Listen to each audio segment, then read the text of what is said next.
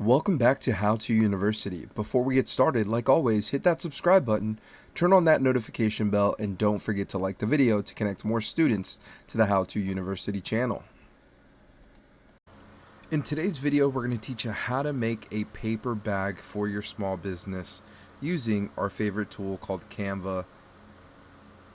What we're going to do is we're going to go ahead and open up Canva, and you have two ways of searching for this paper bag. You can either head over to the print product section that's going to be right under this search bar, or you could just look right here underneath and there's going to be a paper bag that you can click on.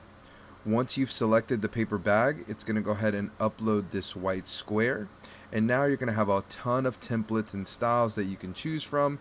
So for us, we're going to go ahead and go to templates, and we're going to do food. So let's say you have a small mom and pop coffee shop and you want to update this to make it as unique and special for your shop. So we're going to go ahead and use a coffee shop that's local here. So we're going to say Social Grounds Cafe and Roastery.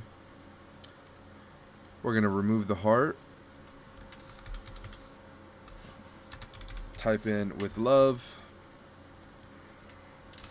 always, and then inside here we're going to go to elements and we're going to type in the word coffee,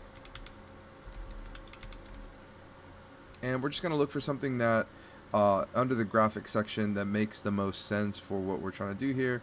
So let's just go ahead and kind of just look through, and let's say I want to use this one here. Remember, you can just downsize it down to the bottom, put it in there, and now we're going to go ahead and go to the top right where it says print bags, and here are going to be a couple of mock-ups, and this is where you can see what it would look like on the product, and they have a couple different mock-ups.